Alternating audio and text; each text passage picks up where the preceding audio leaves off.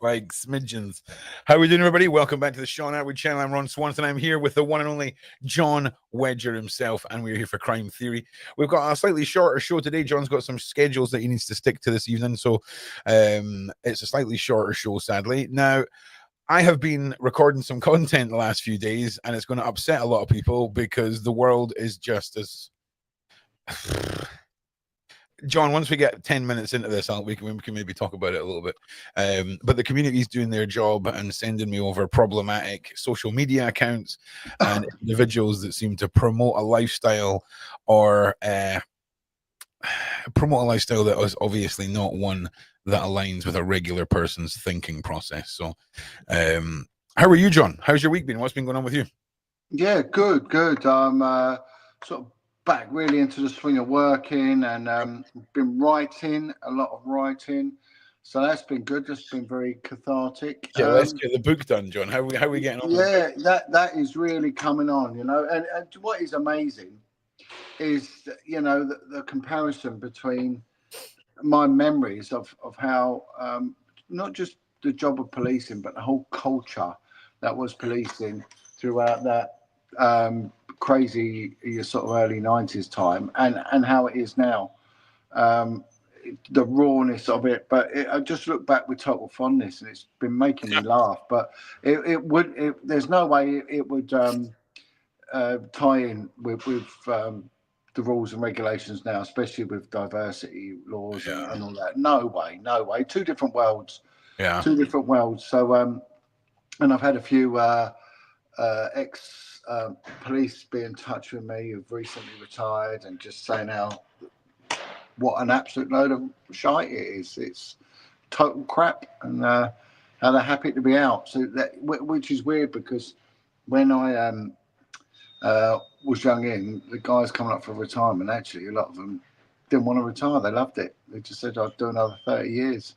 I didn't feel that way, but they did, and that was quite common. And it was a job where you joined and you stayed to the end, unless you got arrested or kicked out or killed or something.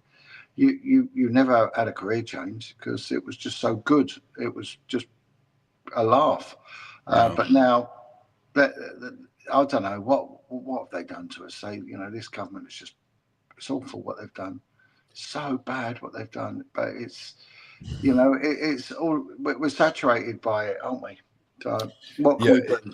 It seems to be getting worse by the day, John, if I'm being honest with you. It seems to be every single day. Did you see the 14-year-old dual-wielding Dundee girl? Yeah, the girl from Dundee, protecting her sister, yeah, that was quite something, wasn't it? I mean, that's just Scotland in a nutshell. That whole story is just Scotland in a nutshell. For those of you who don't know, 14-year-old girl in Dundee, or was it Dundee? I can't remember. It was Dundee. It was Dundee. Yeah. Yeah. 14-year-old and 12-year-old were basically being harassed by a French tourist. If you know what that means. And legitimately, this young girl pulls out like what looks like a machete and a hatchet and just chases this guy off. And it's just the most Scottish thing I have seen in a long time. Oh wow, Queenie's opening a restaurant. Oh my god, I'll get that up on the screen. In the streets. Oh, big shout out to Queenie. Queenie's one of our community members, John. Wonderful. Okay. Right. And you know she's going to be cooking up some deliciousness. I'll need to get in touch with Queenie. We'll need to make a big deal out of that this weekend for her. But yes, we've got the Joel Whedon 14-year-old John. We've got the Mayor of London. Did you see the Mayor of London can be interviewed by that woman about the GG gangs, and him basically say that he does not know what she means by no, he just lies. I know, it's disgraceful. It's unreal. It's just a battle of semantics, isn't it? You know, she's trying to keep it plain and simple when he's lying, and he's just lying. What's he still doing in his job? What are all of them still doing in their jobs? How he's ruined London. You know, he's pushed so many people out of London. So many people can't work in London anymore. It's made it too expensive, and it's just trashed it. And he's still there, and his views, you know, they conflict with Christian values. It's What a horrible man. It's just thing. It was a reminder the other day that during the Euro games that the black cab drivers weren't allowed to fly the St George's Cross in their taxis. Well, it's the first I've heard that the British, the Union Jack, is apparently and the what's your flag called? What's the English flag called? St George's Cross. St. George's. I was born on St. George's Day. I should know that. Like, man, there is some people have been bottling some feelings up, John. I feel like people have been bottling up some feelings, and they're all coming out now. And well, if you gauge it on London, London is so mixed and diverse now. You're not going to get that patriotism only in strong enclaves. But you go out, you've still got predominantly sort of that old British culture, and why are we being convinced that because there's diversity that's got anything to do with displaying a country's flag? What's diversity got to do with the English have always had a raw deal, because especially the Irish can openly flaunt their patriotism to their national saint. The Welsh do it. I think once it gets to a point, John, where a country can no longer display its own flag in its own country, like the treason points are just stacking up and stacking. Yeah, well, this is what it is. It is treason, isn't it? It's John, you tell me if a government makes its own citizens second rate to another country's citizens, treason. That's treason, mate. There's no other way of putting it. We've been abandoned. There's an agenda behind this, and if anyone can't see how loaded this is, and it starts really with the kids, that they've been doing it in the schools, and the teachers have allowed it to go on. Where are like the Palestinian women and kids? Like, where are they? Because we'll take planes of them.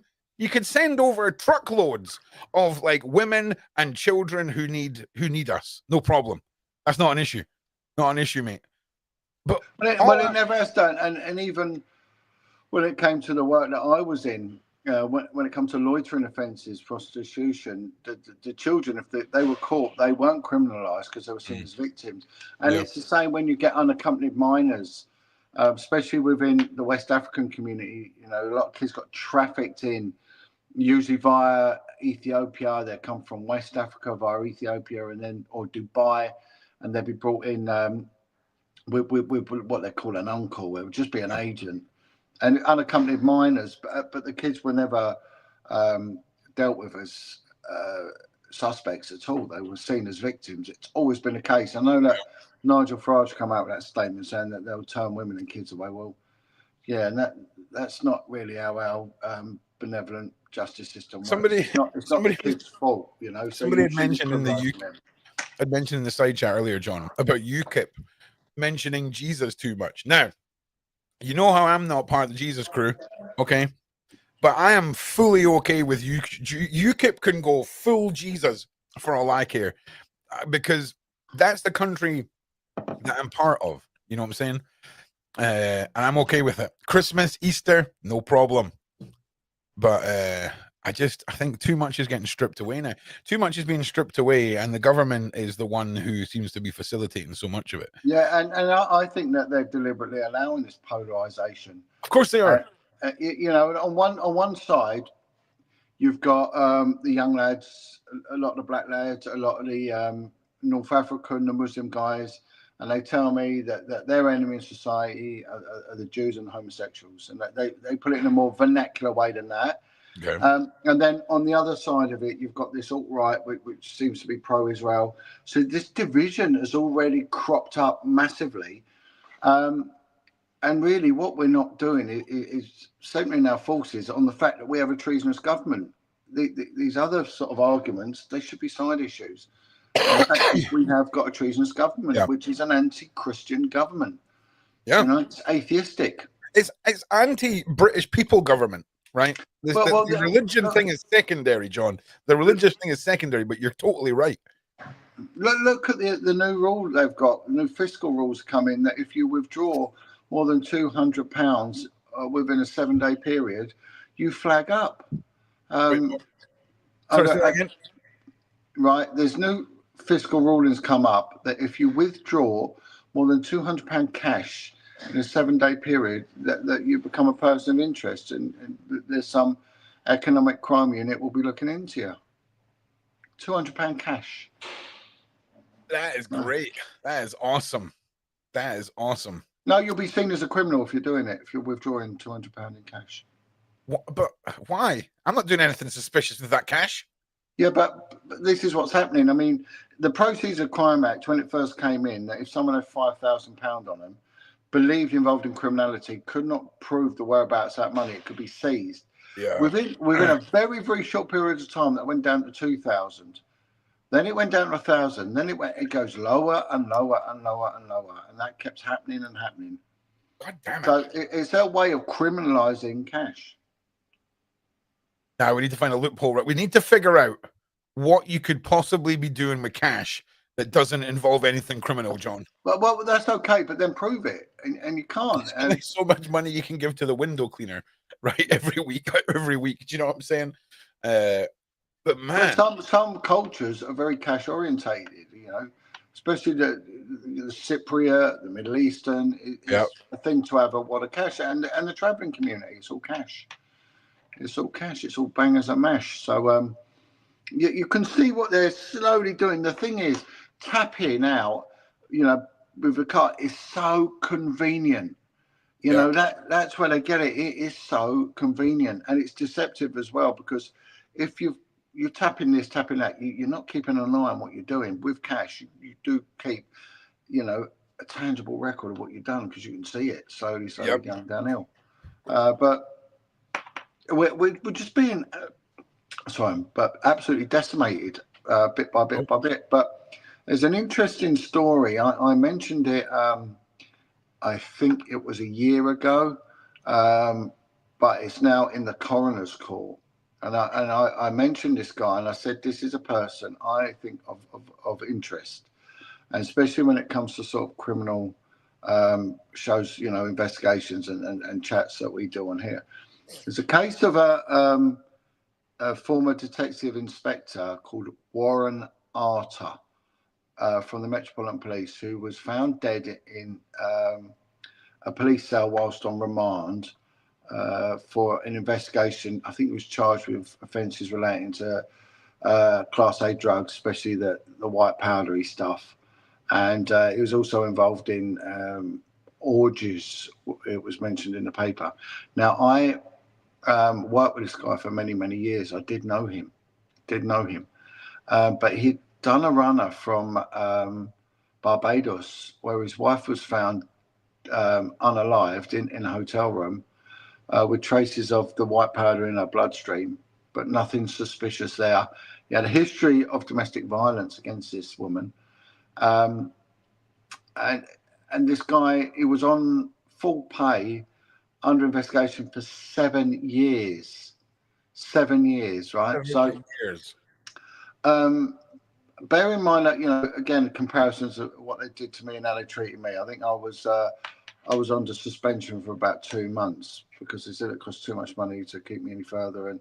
And also when someone is under suspension, you know, they do remain on full pay, and they sort of shelve the investigations for a while. So some people have remained on full pay under suspension, and when you're suspended, your warrant card is removed and you're not allowed in police buildings. So it's all so odd. But this guy, there's something very, very sinister about him, and I think there's more to come out. So I'd say watch this space with this guy, Warren Arter, Arter. Google that name. I may have some information that I may be able to share. I'm not sure, but I've got to talk to a source about it. Who did you say the woman? Who did you say the woman was that was found? His wife. Okay, damn. And the Barbadian police said there's nothing suspicious. Well, it's a bit odd, isn't it? You know, she's dead. He does a runner. He's already under suspicion for quite serious offences, but gets charged with cocaine, the white powdery stuff. And anyway, look into it. because it's dark and it's sinister. And what did you say his name was again, John? Warren Arter, Arter, and I'd advise your listeners and your viewers to pay interest with it. And you heard it here first. It's one of them things that the police have tried to slip quietly and discreetly under the net. He's dead now, right? Yeah, he's gone. He was found dead last year, I think, in his cell whilst on remand. He was charged and remanded. But there's more to this guy. And if you think maybe, I don't know, we've seen it before with two coppers that came to notice, Wayne Cousins and the other one. We did a chat about him, I think, a year ago. I can't remember the other name. Carrick, is it? Something Carrick? David Carrick, that's it. We might be looking at a similar vibe with this guy. We might not. But I think this fella's quite connected because of how he was left, on full pay for 7 years, and he was middle management, and it was a bit different to the other two uniform plod. This guy's, there's more to, well, all I'm saying is there's more to him. Watch this space. It will be an interesting chat on this guy. You see what comes out. But there's no other ex-coppers going on about it or anything. I am, and I'm saying there could be a lot more to this fella, a lot more to it. So, armchair detectives, get on it. Send your thoughts in on a post. Yeah, 100%, 100%. So what else, John, has been going on over the last week that's popped up with you? Anything else that's sort of been rustling your jimmies, so to say? Anything? Well, I mean, the one thing that is interesting, and it's getting more and more intense, was, again, I don't like talking about I was this, I was that, because whatever. But when it comes to speaking out about SRA, Satanic Ritual Abuse, not many people have done it. You get attacked for it, you get vilified, you get discredited, blah blah blah, and also the victims themselves can be a bit nightmarish at times because of the condition of multiple personality and things like that. Truth and reality can blend in, and I'm not saying they're liars or anything like that, but it's a difficult topic to look at, to investigate, to talk about, and to make public. But it is getting more and more in the news as time goes on. It's incredibly prolific at the moment. You're seeing it all over the place. I mean, it's cropping up in America a lot, and the inferences with a lot of these organised crimes and some sort of ritualistic element to it is phenomenal. So I've been contacted by two people in the last week who claim to be survivors of this, which is quite high, really, and so we'll wait and see. I'm always very mindful when I deal with that, and I keep the people very much at arm's length until I can verify what they're saying. But that is the one thing that is reoccurring, and this week it's been quite intensive. You're always going to get a lot more abuse stuff come out this time of year because it's back to work, it's back to school, it's back to everything, especially when it comes to the child stuff.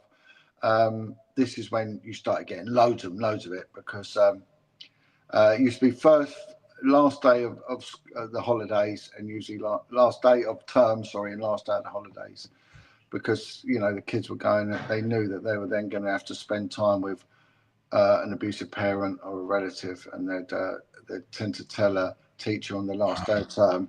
And of course, this is back to school, so that, when kids are coming back, and some are worse for wear. Yeah, you say is that the teacher's noticing that there's obviously something wrong. Okay, here's a question for you, John. What do you know about new technology being used at last weekend's Nottingham Carnival? Unseen X-ray tech and facial recognition stuff.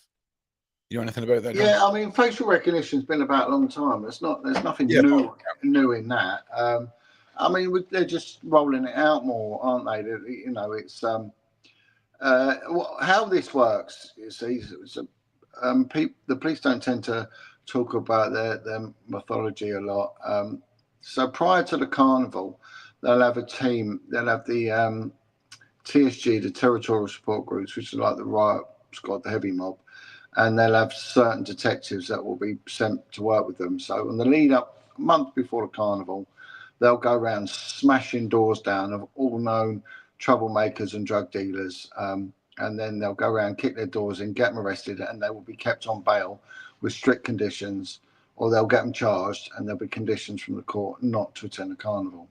And if they are, they're instantly arrestable. So you see a lot of that going on. That goes on all the time, and especially public events, if there's anti-royalists, things like that. On the lead up to a public event or something like Notting Hill Carnival, big public order thing, doors will be getting kicked in, and this is just how it works. That's part of it, and these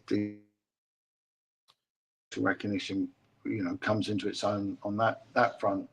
But they're using it more and more, aren't they? They're using it on the trains and stuff like that now. For fare evasion and all sorts. So I mean, the other night I was, because I'm always in central London, and I was at one of the busy stations. I think it might have been Piccadilly Circus, one of the busy ones there. And I pay, tap in, tap out, and there was 2 police officers there, and they're British Transport ones, and there was the security staff, and I just watched people just pushing in and ghosting through the gates, one after the other, and the security staff doing nothing. And one guy went through with a can of beer, and they pulled him over. And I stepped in. I said, "This is absolutely outrageous." I said, "You're picking on him, right? But he's paying. He's keeping this whole system." And I said to the security guard, "I've watched you stand by while 8 people have just barged through, and you've done nothing." And he said, "What's it got to do with you?" And I said, "Because you're a coward." I said, "You're a coward. Your security, you're paid to deal with it. You're a coward." And then he's called the police over. I said, "Well, call them over." And they came over. And I said, "Look, for what it's worth, I'm a retired copper. And this guy stands by and watches people just push through. This is an insult to anyone who's law-abiding. And, people get results and they bunk trains and all that. Young kids do it. But it's now people just don't bother because there is no deterrent. And then the bill comes down to the decent people. And it's all about, we're here to protect the decent people." And I said to the 2 officers, I said, "Well, if he can't be bothered to do it, I'll do it." I said, "To the next guy that comes through and don't pay, I'm going to jump him." And a guy come through and he paid, and I grabbed him, and the officers, they stepped in and said, "No, we'll deal with this." But it took that to do it. And this guy got all cocky, and I went, "You're a coward, mate. You are a coward. You are paid to step in and deal with this." Now, I got sent some footage from a Sainsbury's, which is in the same area where I live.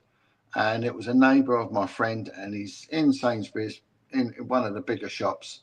And a crackhead, smackhead, has decided just to jump over the tobacco counter and help himself, right? And my mate decides to film it. Well, I'm filming this anyway. A woman member of staff, quite a large woman, she says, "We shouldn't be in there," and he tells her to F off, and she engages in a shouting match, saying, No, you can't be doing it." There were 3 members of security staff stood and watched and did nothing. And they allowed. Why is that, John? Right? I mean, surely that's their job. Have they been told not to step in? No, they're cowards. They were cowards. They were all Asian men, right? Middle-aged Asian men, right? I don't know whether they were related or whatever it was, from the same age. I have no idea, right? I know they're not paid a lot of money, but their job is to deal with that, right? Deal with it. And it's wrong. It's so wrong. Now, in Sainsbury's now, in order to leave the shop, you need to tap your receipt on a scanner, and it allows the gates out, right? So they will give you a hard time, or they will have a go at someone, or even ban them if they take a carrier bag and don't pay for it. Yeah. And they do. I've seen them do it, or moan at someone for not scanning out, right? And they'll get the security down to deal with that. Some poor woman who's just nicked a carrier bag. But someone blatantly going in there and robbing, thieving, choring, and just taking what they want of high value stock, and they do nothing. And not only that, my mate said, "What would you have done?" I said, "Well, it's not what I've done; it's what I have done in the past. I have jumped on people." I said, "Why didn't someone smash him around the head with a shopping basket, or when he went to leave, ram him with a trolley if they didn't want to put hands on? All do it and give him a beating." And I've said this many times. Can't do that now, John. No, but the police need to start coming down and giving people beatings. I mean, it's going to be quite contentious. I don't care. Start smashing people how they used to. If you steal a car, the police chase you. Expect to be battered. If you burgle a house, God, the 90s, John. The 90s. What a freaking time. Expect the police dogs to bite a lump out your ass and then get beaten. That's what you should be expecting. You gotta love them. Okay, look, here's some examples. There some examples of what John's talking about. So we've got a shop in this country called Greg's, right? And Greg's has become a bit of a meme, right? Because, well, have a look. Why are so many people robbing Greg's, and why is it so easy to get away with it? Lately, you might have seen these videos where thieves are blatantly robbing Greg's and just getting away with it without having any trouble. Here's some of the wild Greg's robbery videos that have come out. You ain't want no chips? You want any chips? Got any chips? What? This guy was literally robbing the Greg's and still asked the staff for chips. Greg's gets targeted a lot because the stores are tiny and the staff are behind the counter, so it's easy to grab what you want and just get out. This old cracker has cleared out the shelves and packed out his laundry bags. You thieving twats! Yeah, now I can't get in Greg's because they call people stealing. That is a junkie's leg right there. See that? See that there, John? Yeah, right, well, it's a bit small, but I know. I know what. Junkie's leg right there. So this is basically what John's been. This is what we're talking about. This is crazy. Now, like Greg's sells sausage rolls, mate. Right? It sells sausage rolls. You know, the overheads of like putting security staff in there ain't the one. And yeah, I mean, Greg's is changing now. Even security staff. Well, yeah. they do nothing. Right, look. Let's go back to the 90s because that's Greg's never had any security. Greg's have never had security till now, John. Till now. But what's the resale value of that? I mean, I can understand them nicking razors, nicking steak. It's got a resale value. What is the resale value on some Greg's chips? I mean, it's got a zero. Right, do you know what, John? Do you know what I think we should be asking? Where is all this being resold? I've never seen a guy on the streets, right, doing like half-price Greg's sausage rolls or, 6 freaking Southern fried chicken bites on the black market. Right, so let's look at what they used to have. They used to have town centre patrols, that uniformed officers. They were dedicated to patrolling the town centre and pedestrian areas, and they worked with the local shops. They had a comms network.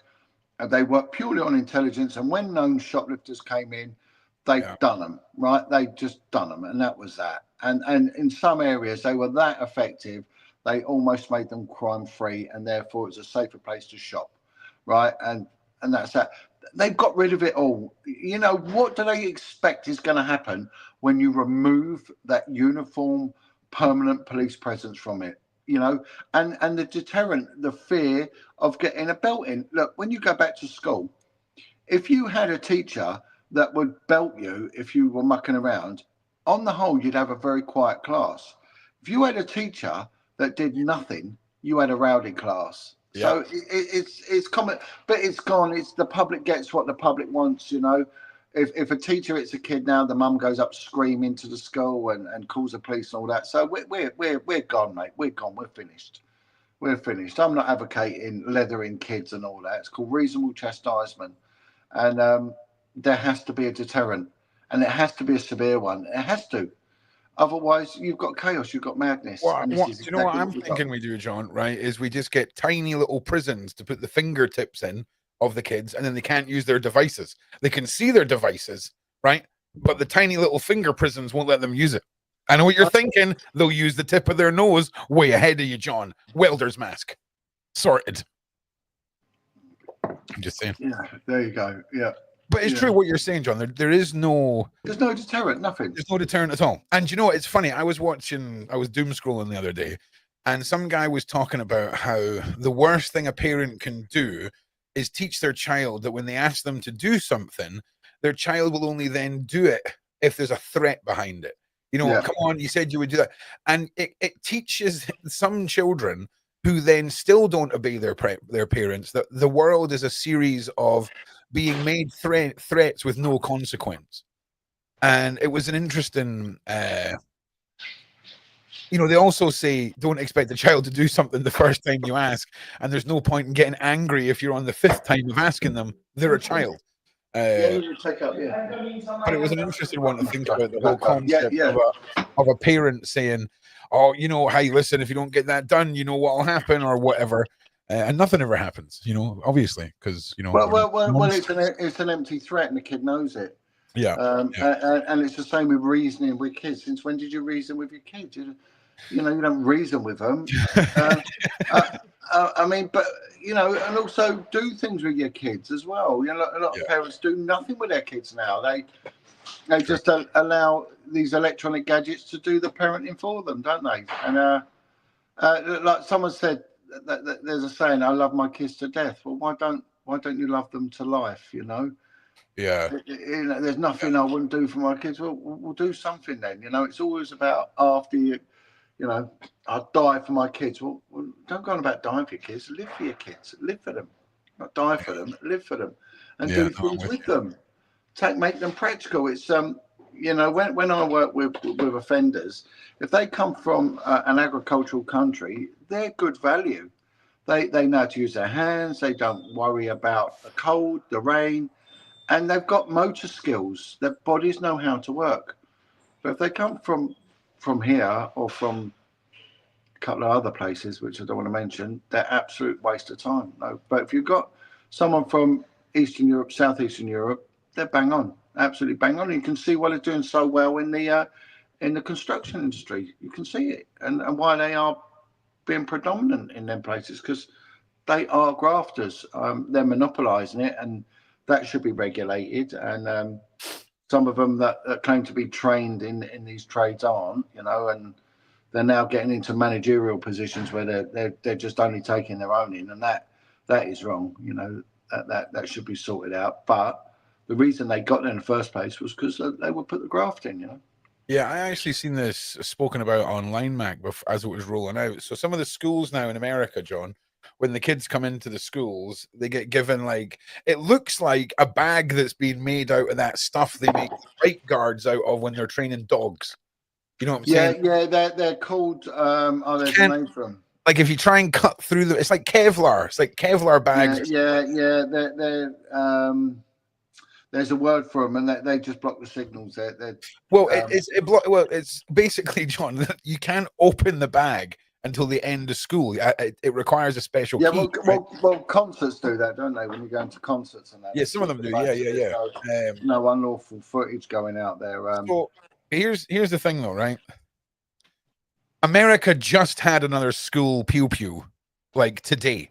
Okay, so for me, I have to disagree with schools doing that, if I'm being perfectly honest. Because emergencies happen, man, and people need to, you never know. You know what I'm saying? You just never know. But at the same time, you know, kids don't necessarily need to get sent to school with smartphones, you know. Obviously they do, because, you know, social stigmas, but it's not essential. And John, what do you, I imagine your outcome's the same as mine, but I see nothing good coming over the next 5 years. Unless, wait for it, a massive asteroid comes out of nowhere. Well, that's what this thing, isn't it? They're predicting, they're saying that there's this UFO on way, 7 miles wide, John. 7 miles wide, and it's not Yeah. traveling in a straight line. Okay. Yeah. So I've sort of heard that, and one of my mates panicking. I went, "No, I won't worry about it." Do you want to hear do you want to hear an interesting fact? Go on. Right. Do you know that years ago, when they were doing some nuclear testing, right? They basically dug this huge hole, and then did the nuclear test. But on the top of where the hole had been dug, they put a manhole cover, John, right? And when this nuke went off, that manhole cover traveled at 150,000 miles an hour and is currently still orbiting the planet. It's one of the few things to be blown into space accidentally. So there's just a manhole cover just mulling about out there. So I talking about manhole covers and explosions. right. I did my apprenticeship with British Telecom as a young lad. We British worked Telecom, man. in these massive underground chambers. They're huge. Some of them went down 30 meters. London is unbelievable. It's got this underground network that I don't think anyone's got any ideas there. And but these things would fill up with sewer water and gas and all sorts of stuff, and you had to gas test them. But the big heavy metal covers, big solid things, you couldn't, in the winter you couldn't get them up if they were frozen. So you're meant to boil some salt water, pour it on there and test for gas, and then anyway, it's a bit of a pain. And we up so bad. Well, we just wanted to crack on and get the job done so we could DOS. Really, we used to do a lot of DOSing on that job. Anyway, one guy he went out and he couldn't be bothered with the salt water thing, so he just got the blowtorch out and heated it up. Well, underneath was a lot of gas. There'd been a gas leak into this underground chamber, and this really, really heavy metal cast iron manhole cover got sent into orbit. It blew up. And but the one thing is they go up and they come down exactly the same place. So it went up 10 meters or so. He tried to run but slipped on the ice and his legs were dangling and it sliced his leg off. Sliced it clean off, bang. Yeah, because it was so heavy and it came straight down the exact same place, and it was almost perfect fit, bang. So yeah. I seen a guy today in a video who got cut in half by a forklift, right? Cut in half by a forklift. Where's Sean? Sean will be back soon. I'm Ron, co-host. How are you? Got cut in half by a forklift and is just living his life still. I mean, he's only half of him, but it's just amazing what can be done these days. Well, saying that, there was a job at work. A guy been caught between two train carriages in some incident that occurred, and I think the train had crushed him against the side of the platform, and it severed the lower half of his body off. And my colleague was there talking with him, saying that we're going to try and get it moved away. And the paramedic said, look, we're going to have to, it's fire brigade, we're going to have to get the lift equipment, move it. But the moment it's moved away, that's it, he's dead. And it was only because it was sort of stopping the circulation. Well, I mean, my first reaction would be like, so we're never moving this. Yeah, okay? Well, this is my life. I am train man now. It had to be moved, and my mate stood there and he said, I was just talking to him and knowing that, in a second, that's it. And it literally, that was what happened. He said the moment he said goodbye, and he said, look, oh God, it gave me a list of people to tell, and bang, then. Oh no, that's not how that would have went with me. I would not have went so quietly, John. I would not have went so quietly in that scenario at all. He sort of just bled out after that, and it's with abdominal injuries, people can last a long time. It's the stomach can take quite a beating, but it does afterwards. See, I'm not going to go outside again for another week now, John. After talking about this, that's going to be me inside for fear of being pinned to something. Yeah. So anyway, so that was my little thing about people being crushed and whatnot. It's been an interesting night so far this evening. We've went in all kinds of directions. If you guys have got any other questions this evening, let us know. It is a shorter show tonight. Again, I do apologize. I'm back tomorrow, and we are going to be doing some. Just wait and see. I'm sick of talking about stuff. Well, we've got this Freedom March coming in, and oh, that's right. And on the suspicious. Yeah, so about the railways. Have you heard about the railways, John?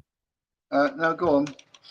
It just so happens on the same day as the march that Tony Robinson's putting together all this stuff, there's 3 major rail works that will deny access to the city taking place on that same day. All of a sudden. I think they did that before with one of the, you know, the anti-mask things. They did exactly the same thing. They put in all these restrictions and everything else. So it's yeah. So they anticipated quite a few people. But I mean, years ago they used to facilitate it, but they, you know, now it's just dirty tricks, and it's everyone's democratic right to protest, and it is. But you know, society's bubbling. It is bubbling underneath, and it's going to explode on so many different levels. It really is. I think people need to start getting a bit worried because listen, I think people aren't especially in the already big worried. cities. If people aren't preparing, right? If like, for example, if you can't lock your doors right now and keep your family inside safe and protected for a week without having to leave the house, you might want to start asking yourselves why can't you do that? Yeah.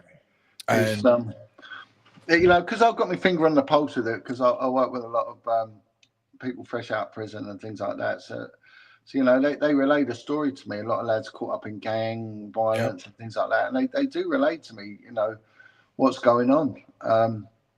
And it's I don't think people fully understand this subculture that we've got in our inner cities that just does not care. They are so disconnected from anything that this country has to offer them, or you know, even the history of this country. It means nothing. They have no ties to it, and they are in it for themselves. And when they kick off, they're not going to stop. They are going to do some serious damage. And there's a lot of racial tension. There's a lot of anti-Semitic tension. There's a lot of homophobia, massively, and people are going to get hurt. They are going to get hurt, and I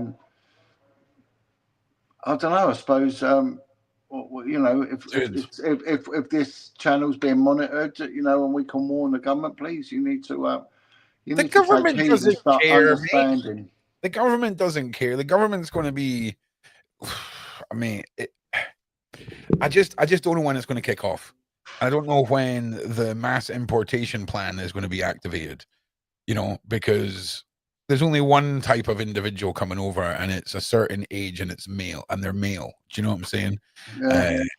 I'm not seeing kids and women and all that stuff. Like, what is going on? And then the government's answer to that was get Idris Elba to moan that people are buying this on Amazon, these zombie knives on Amazon. It's Amazon's fault.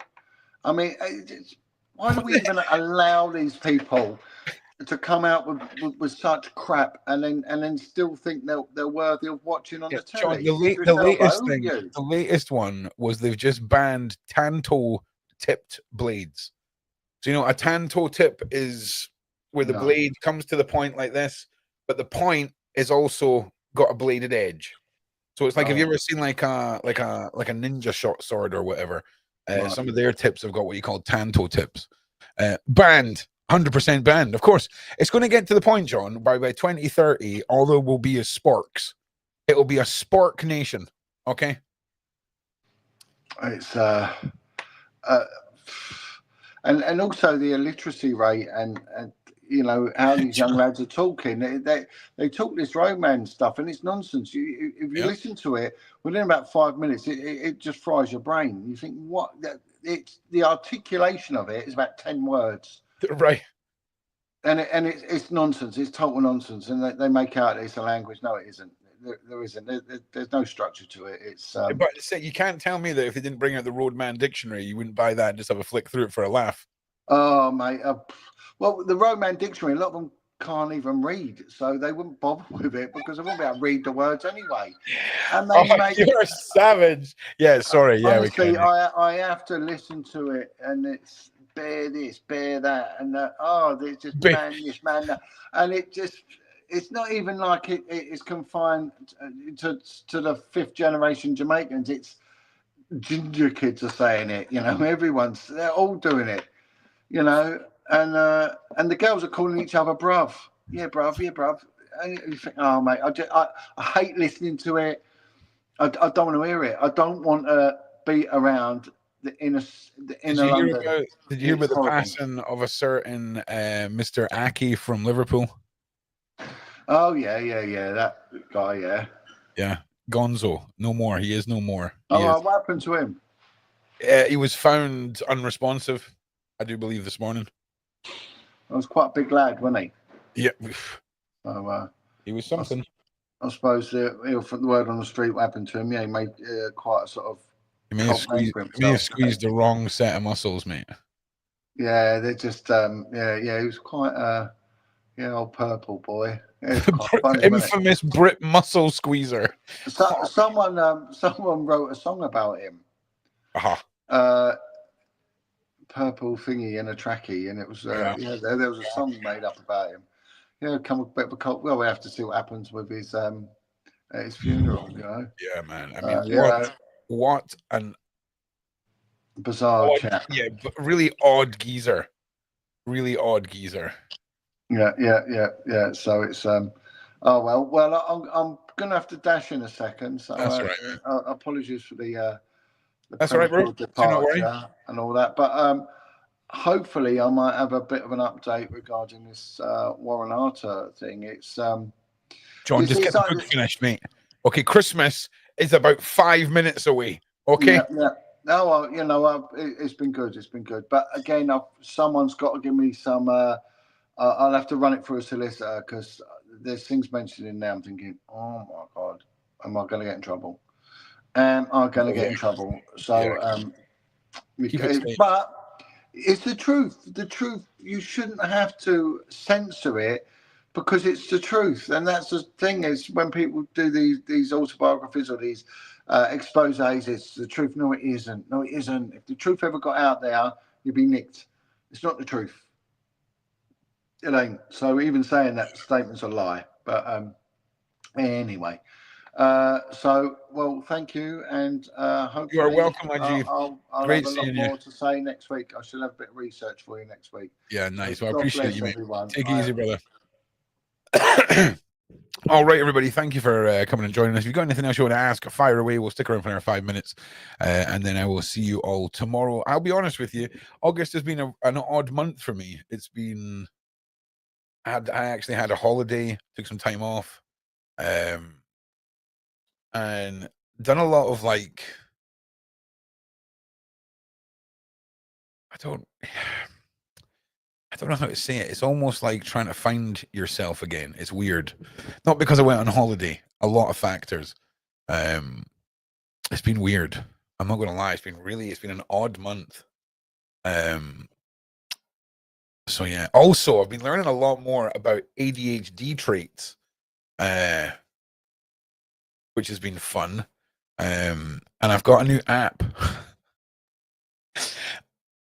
that helps me remember normal people things. Because how does it not make sense to not just have a room where everything's in a pile, right?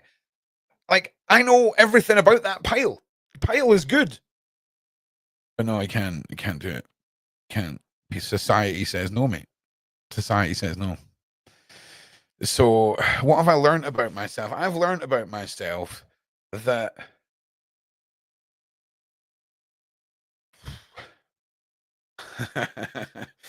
that I suck at a lot of things that a lot of people find very easy, and I'm trying to become better at those things. You know what I'm saying? Not rooms, plural, but just one mega pile room. I'd be fine with it, but you can't do it. So.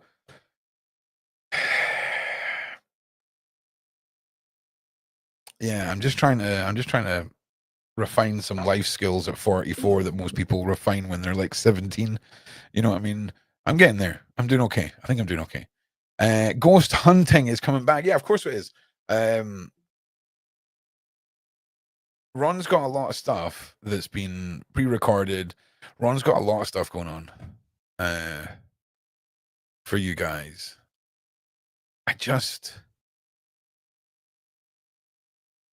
Do you ever feel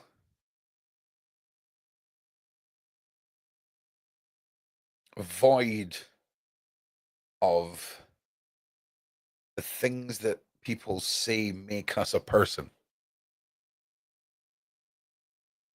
Do you ever like have these existential crises in your brain where you're like, oh, why am I not having an emotional reaction to things? It's weird. But then like a YouTube short will come on with a puppy that got abandoned, and then some music will come on, and it's how some family find the puppy, make the puppy feel better, and then I'm howling by the end of it.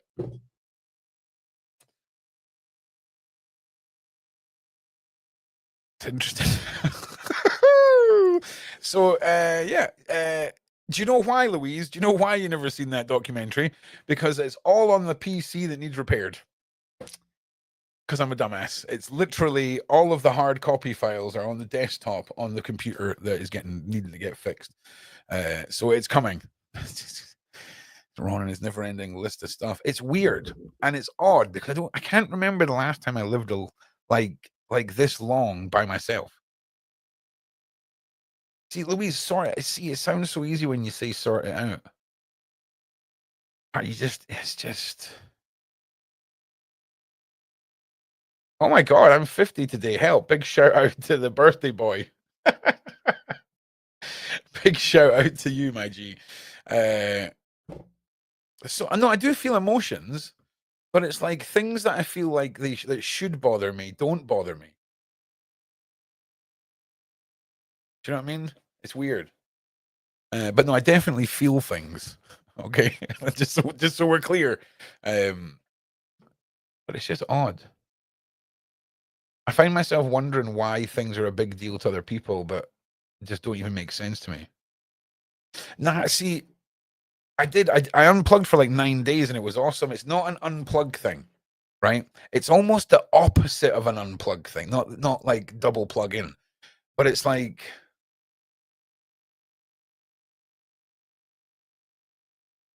I've started recording a lot more new content, right? And it's all like the old content I used to make. And I really want to find a way of putting smiles on people's faces. Oh, you think? Do you know, I learned the best thing, right, about Minds Like Mine the other day. And it was talking about how if you invite somebody over and they're late and they arrive, what would you say to them? And you'd be like, oh, don't worry about it. Have a drink. I hope you're okay. I hope everything's all right, blah, blah, blah. And then the same question is asked if you're the person who's late, what do you say to yourself? And it's like, oh my God, I'm the worst human being alive. I don't deserve friends on all of this stuff. And it's like, that's how it is.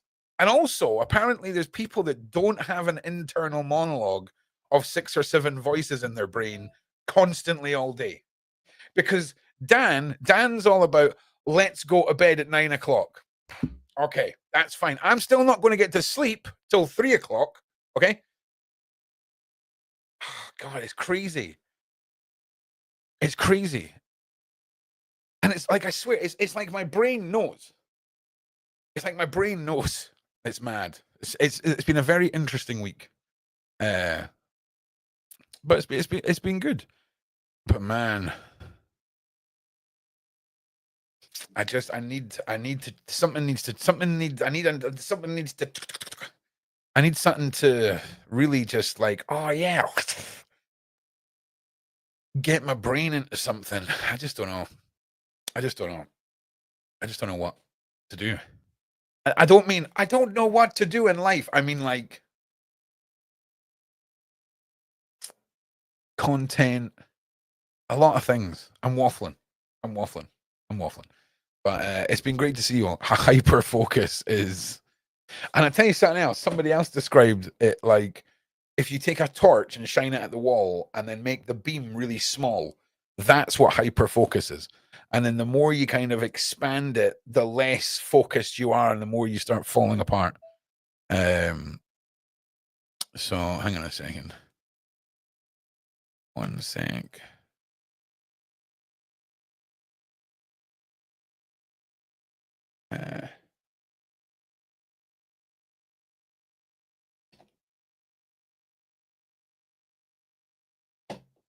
So it's just odd. It's just it's just been an odd little month, but it's a good month. It's not been like a manic, depressive, self-hatred month. Do you know what I'm saying? It's not like one of those ones. It's been more of like a month. Do you know what I mean? Like a lot of like, I sound like a crazy person, right?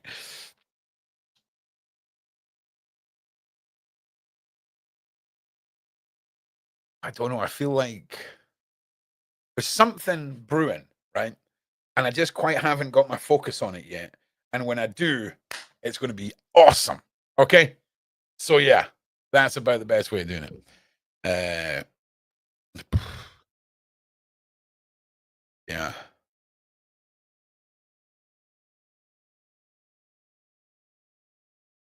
Okay. That's me talking in my head to someone on WhatsApp. That wasn't me having a conversation with myself because I'm a crazy person. But yeah, it is. You need something to get your teeth in. See, it's not even like, look, here's the thing. I work for a channel with 1 million subscribers on it. I've got the opportunity to do whatever I want. Carte blanche, do what you want, right? And like,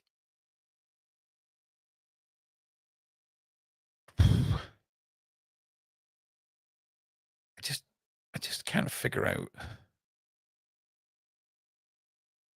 what to get my teeth into. I think that's what it is. I think that's what it is.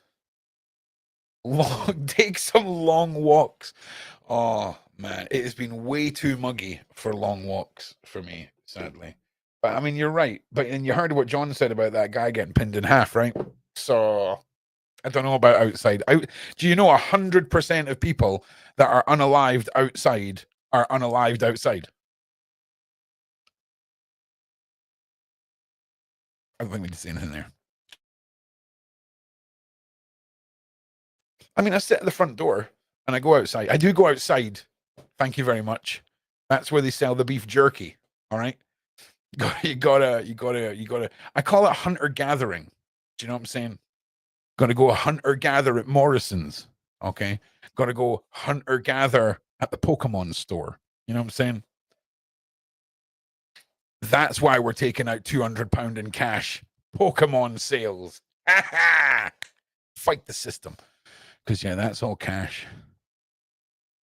Or at least it is now. 100%.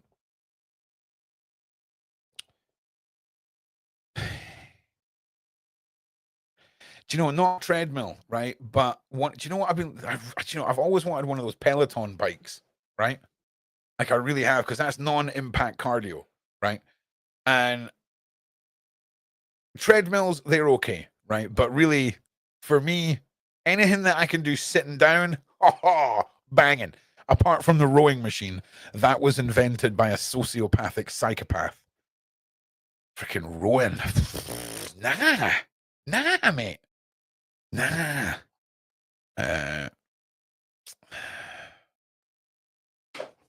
Fucking shit myself. I saw. Yeah. The joys of it all.